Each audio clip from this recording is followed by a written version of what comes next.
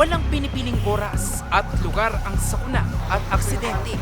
Kapag nangyari, ang malaking tanong, gaano ka kaalam? Gaano ka kanda? Na-prapra din po. Kasi, syempre kung sakali dun sa, sa personal mo makita, para mapapressure ka na, hala, anong gagawin mo, ganto ganyan.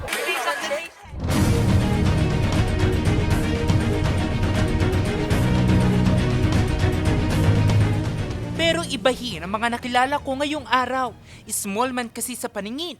Abay, wait till you see them save lives. Pag may sunog po kasi, kailangan natin tulungan yung may mga sunog. Ang kailangan po natin gawin ay tumawag ng BFP or kumuha ng tubig para mawala po ang apoy. Medyo lang, medyo nag-aalala lang sa mga ibang tao kapag ganun na, lalo na kapag nasa loob sila ng ganun na sitwasyon. Dahil po sa mga tinuturo nila, kakayanin na makatulong din kahit papano, lalo na kapag wala sila meron ka na doon sa sitwasyon na yun at least ikaw may experience na. Sina Ezekiel at Silver, kabilang sa higit 200 mga kabataan na sumabak sa BFE Fire Roadshow ngayong araw.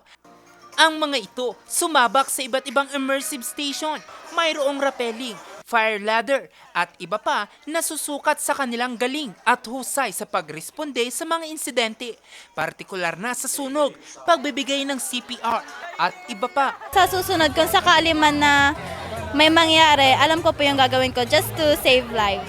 I am ready to risk my life, just like Jesus did. Doon pa lang sa paghahanap pa lang ng mga fire exit, alam na nila na maproprotektahan nila yung sarili nila without the help of their parents. Kasi sometimes they are very dependent pa sa mga parents nila. Ngayon, tinuturuan natin silang maging independent, lalo na sa pagligtas ng kanilang sarili. Mahalaga raw na matutunan ng mga ito sa murang edad. Sa pag-aaral kasi ng Bureau of Fire Protection, 2 hanggang 3 individual na parte ng vulnerable sector o yung mga bata, PWD, maging senior citizen ang naitatalang nasusugatan o ang masaklap na sasawi dahil sa sunog. Learning, but it's about experience. Yeah? Because learning is just about theoretical, but this fire square show, you will experience on how to handle, on how to use the fire extinguisher, on how to do the rappelling moment. You will enjoy on that. So, this is not about yung nagmamasyado kayong nag-aaral, but rather, you are just playing. Prevention begins with awareness, discipline, and preparedness. In a place like SM City Baguio, where thousands of people gather every day, safety is not an option, but it is a commitment. Ang BFE Fire Roadshow, parte ng selebrasyon ng Fire Prevention Month ngayong buwan ng Marso na may temang sa pag-iwas sa sunog, hindi ka nag-iisa. Pag-iwas sa sunog, hindi ka nag-iisa. Jose Robert Inventor, RNG News.